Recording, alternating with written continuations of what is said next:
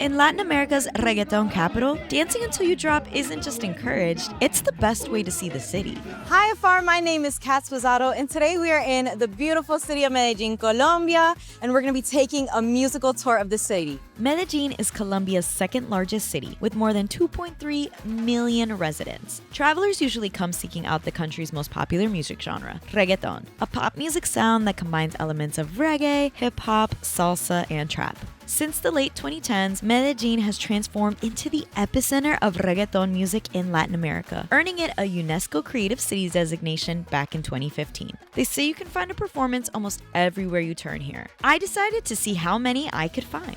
Before we get started, today's video is sponsored by Visit Myrtle Beach.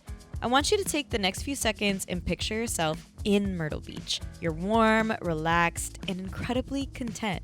Now, let's get you there. Head to visitmyrtlebeach.com to start planning your trip today.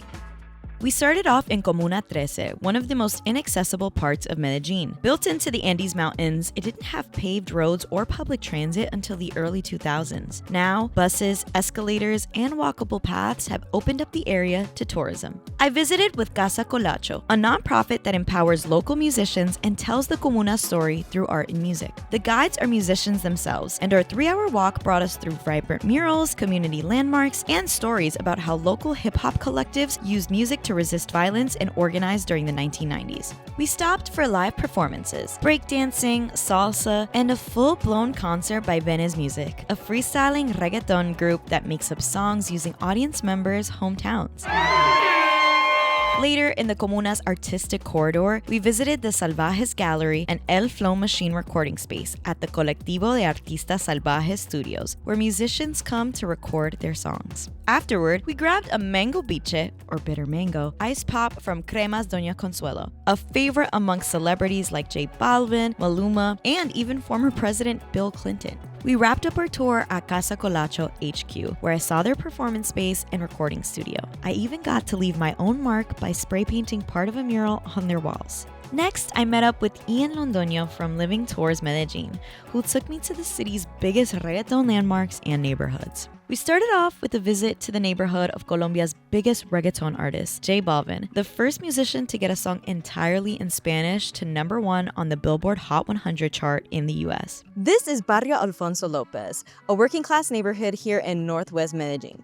This park is known as 574 and J Balvin Park, and it's the birthplace of Medellin's reggaeton revolution. If you're a fan of J Balvin, you'll definitely recognize this park from the music video for his hit song, Amarillo. He spent thousands of dollars to revitalize it and make it into a destination for this community. We then headed off to Barrio Aranjuez and Barrio Antioquia, two neighborhoods that are home to two of Medellin's biggest artists working today, Alcolíricos and Bless, who host free Sidewalk reggaeton concerts here every December. Pro tip, make sure you stretch and prepare to be winded for this tour if you're not already physically fit. Medellin's incredibly hilly landscape is no joke on the calves or the lungs. I was definitely left breathless in more ways than one. Welcome to Provenza, Medellin. Our final stop was Provenza, Medellin's most famous neighborhood. Colombian pop star Karol G made this place famous with her song of the same name, breathing new life into it for tourists. It may not look like much during the day, but at night, these streets are filled with energy. Here you can find several world-famous discotheques like Perro Negro and El Agite, all frequented by reggaeton stars. There is also El Teatro Victoria, which hosts several concerts by musicians across the city. You can also just catch live performances by buskers on the streets, like I did.